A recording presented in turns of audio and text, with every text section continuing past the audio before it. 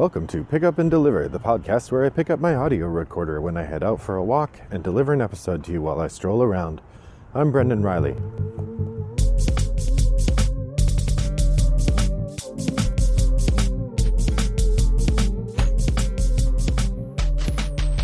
Well, good afternoon, listeners. It is Monday, January 4th.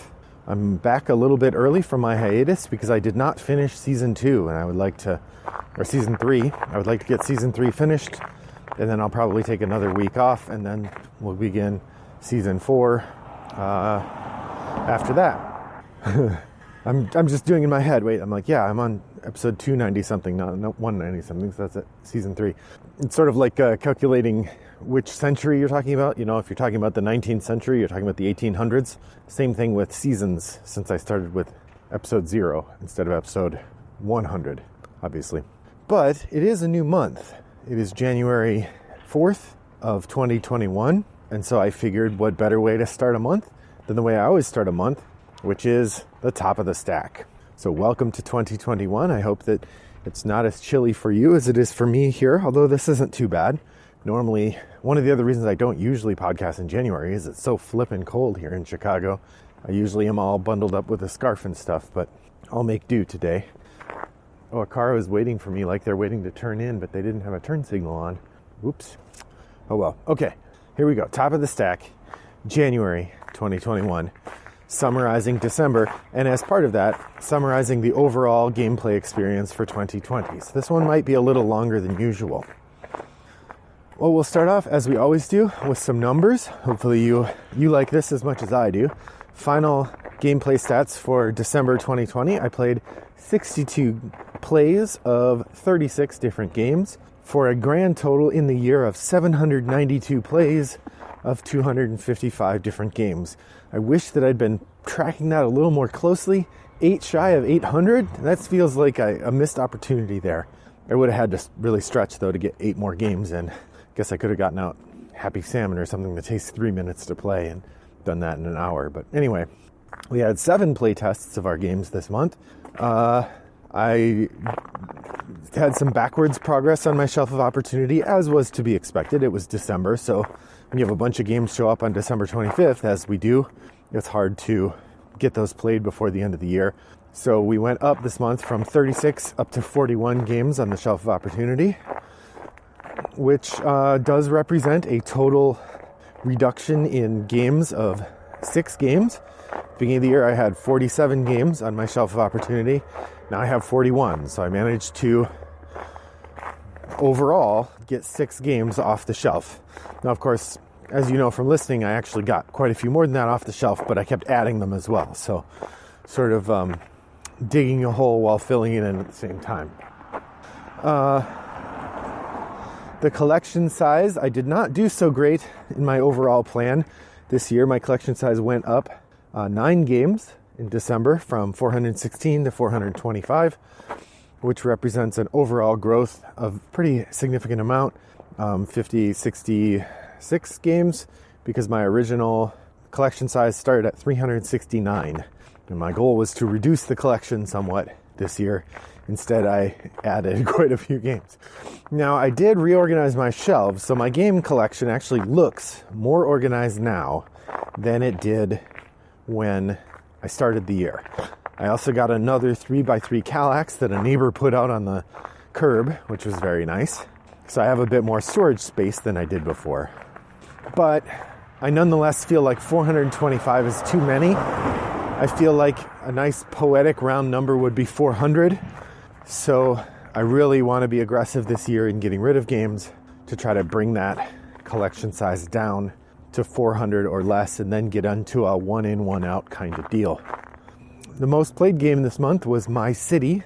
We played 9 games of that. Of course, that feels like a little bit of a cheat. It isn't. We did play 9 games of it, but My City is, of course, the legacy game from Reiner Knizia that's designed to play 3 games per session.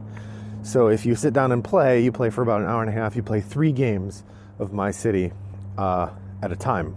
So when I say I played 9, we really played 3 90-minute sessions of 3 games each, but still. And then online, Both Through the Ages and Agricola, I completed 2 games of each online. Still haven't beaten Ray Greenlee in a game of Through the Ages. This marks something like 50 or 60 games of Through the Ages I have played against him, and I have yet to win, which is rough. I got really close this month. There was one game where I think I had it going into final scoring, but he beat me in final scoring. Top of the stack, 0 for 4, or 0 for 3, because I don't count all 4, but nonetheless, I did not play Circadian's First Light, I did not revisit Lord of the Rings, I did not get Tichu played, and I did not even get Aeroplanes off the shelf. Real bummer. It was a fun month for gaming. I just was not paying attention to my top of the stack, and did not make much progress on it. That said, I did play 4 new games this month. We got to try Gingerbread House, which is a game I picked up as well. Excellent little tile layer from Phil Walker Harding. I will do a more comprehensive top of the stack kind of thing, or shooting from the hip kind of thing soon. New York Zoo, another one. This is an Uwe Rosenberg tile laying game. That will probably be part of the shooting from the hip set. Pandemic Legacy Season 0. Ooh, I missed Pandemic Legacy. I was so happy to get that new box for Christmas, and our pals that usually play it with us came over on New Year's Eve, and so we set it out to the table and tried the first. We actually played the prologue game, so we understood how it worked, and then we played the first month and won. So at the beginning of the next game, we'll be starting February. And we're going to try to play at least once a month so that we can finish Pandemic Legacy Season 0 in a year. That'll be a nice treat. And the last one was a gift my daughter got in a sort of mystery escape game called Ghastly Manor, which was fine. It was a little on the easy side. It's from the company that makes Hunt a Killer, and was very expensive because it came with like a wooden box and a metal padlock and stuff. But the puzzles, it was fine. Anyway, it's called Ghastly Manor, or for some reason, the box says Mystic Messenger on it. It was really weird. That game's not even in the Board Game Geek database, but we played it, so that was my 4th game that I tried, which brought me up, again, I wish I'd been watching these stats a little better, 99 new games tried this year. Not 100, 99. Oh well. I also did try a couple new expansions this month. We tried the Midsummer Night Time Stories expansion, which was pretty fun. I really liked that one, actually, and I think it was better than the Hadal project, although that was pretty good too. So far, I am enjoying the new Time Stories Blue thing. They have this alternate mechanism that means you don't have to keep rerunning the adventure, which is okay, but I feel like rerunning the adventure was a core part of what you did in Time Stories. And so that part feels a little, I'm not sure how I feel about it. The overall story element hasn't really emerged much yet. We're getting a little bits and pieces of it, but if the current pace is the same, I expect we're waiting for a couple years before we'll have had much of the story emerge. We did 2 unlocks, an undo and an exit as well. We did the unlock Insert Coin, unlock Tombstone Express, undo Cherry Blossom Festival, and exit the game The Cemetery of the Night, Knight. I think of those, The Cemetery of the Night was my favorite, although the Tombstone Express unlock was pretty good too. I'm still not a huge fan of undo, and the unlock Insert Coin was fine. That brings me to 26 expansions tried this year, which is a nice amount. You know, it occurs to me I did not mark on here that we tried the Wessex expansion for Obsession, but we did. So make that 27 expansions tried this month. I'll have to go through and mark that. I did not dust off any games this month. As a reminder, dust off means take a game that you haven't played for a year and play it. I did that 0 times this month. I don't have any games that I hadn't played for a year that I played. Strange. Now we come to the real shame of the day. I've been reporting throughout the month, or throughout the year, on the 20 by 5 challenge that my family adopted this year. As you know, in the previous years we've done 10 by 10s. We decided to try a different approach this year and still pick 100 games to play, but divide it up into 20 different games and do 5 plays each. And that was a unmitigated disaster. Well, I mean, we had a lot of fun with the games we played, but we played 45 games out of the 100. So not even half. Ooh, that sucks. Here's how we did. Everdell, we played 5 games. Actually, my wife and I played quite a few more games than 5. Brass, I managed to play 5 games of Brass. My approach was I could play either Brass Lancashire or Brass Birmingham. I believe I got 5 plays just of Birmingham. I did play Lancashire once or twice. I got 4 plays of Buffy the Vampire Slayer, 4 plays of Tricarion, 4 plays of Oh My Goods. Nothing else even 4. 3 plays of Ex Libris, 3 plays of Nanty Narking, 3 plays of Shakespeare. 2 plays of Miskatonic School for Girls, It's a Wonderful World, Orleans, Rattle, Battle, Grab the Loot, The Adventurers, Either One, and Elysium. And finally, only 1 play of Lovelace and Babbage and The Bloody Inn. Stuffed Fables, The Final Flick Tier, Pulsar 2849, and Roll for the Galaxy all came up as a big goose egg. Now, I did play Roll for the Galaxy a couple times asynchronously online, but I don't count that for this kind of play. It has to be at least synchronous. So that was a bit of a bust. I mean, like I said, we still had fun, but our family decided to go back to the 10 for 10 for next year. And of course, I didn't write it down. I'll see if I can remember at the end of the episode to just off the top of my head tell you the 10 games. I did investigate whether I had achieved an organic 10 for 10 of real-time games only. I don't count asynchronous games in this triggering, and I did not. My H index, which means, I don't know what the H index means. It means if you make a grid of games that you've played, number of games that you've played an equal number of times, like 10 for 10 would be an H index of 10. The best I can do is 8 for 8. I played Gloomhaven, Cartographers, My City, Wingspan, Sherlock Holmes Consulting Detective, The Isle of Cats, Arkham Horror, the card game, and Brass Birmingham, all 8 times. Actually, 8 times or more. Isle of Cats was 10, Sherlock Holmes was 12, Wingspan 11, or Sherlock Holmes was 10, Wingspan 11, My City 12, Cartographers 17, Gloomhaven 51 plays. So we really gloomed the heck out of that haven.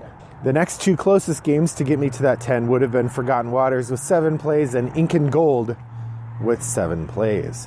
So, there were quite a few games that I played many times, but did not do quite so great. Over on the 52 game challenge, I completed 43 out of the 52 games, which I felt pretty good about. I have added the others to my leftover list, which I'll talk about in a moment. And I did sign up for the next 52 game challenge. So I am going to try again on that one. And then finally, leftovers. I had 9 leftovers to complete this year. 4 games of Motainai and 5 games of Via Nebula.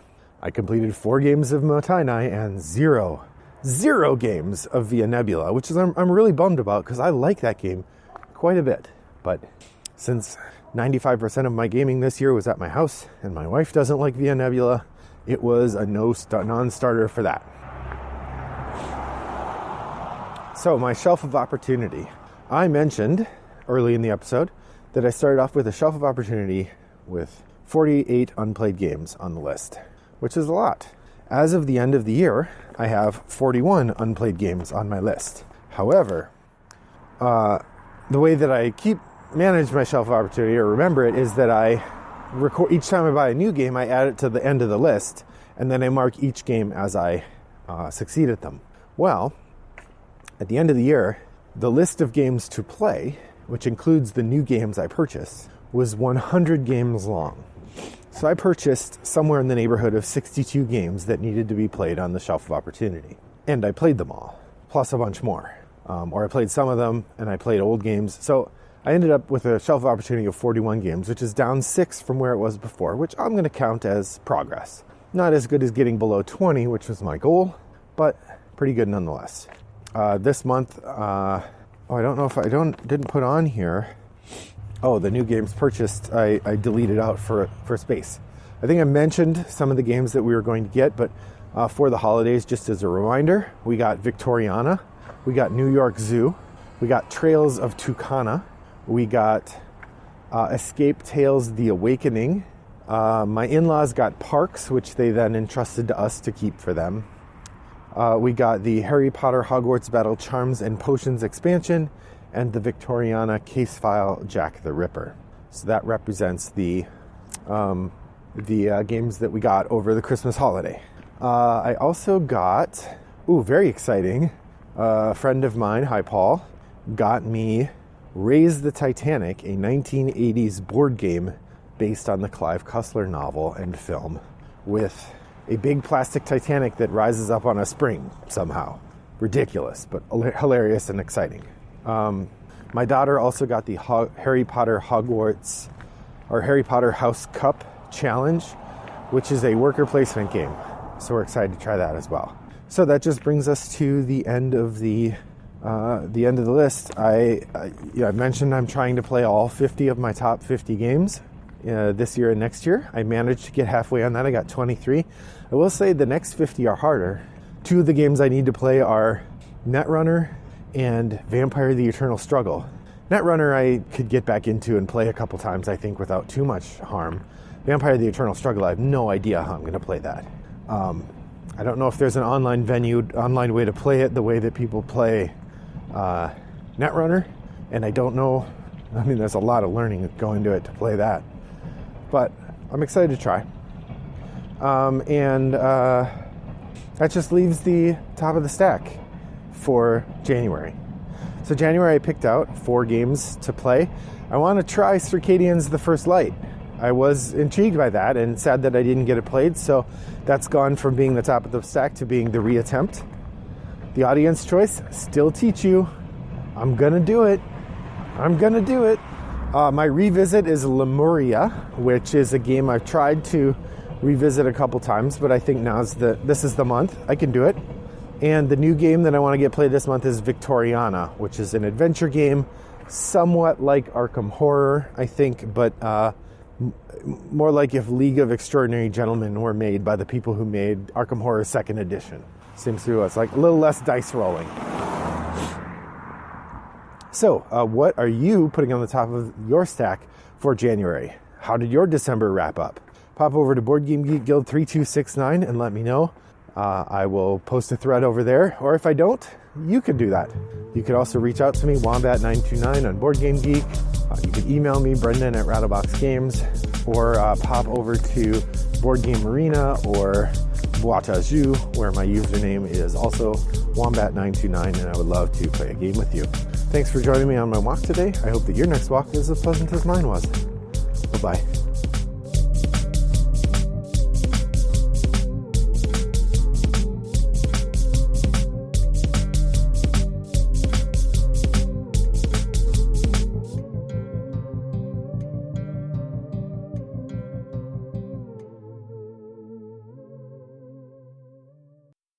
Brought to you by Rattlebox Games.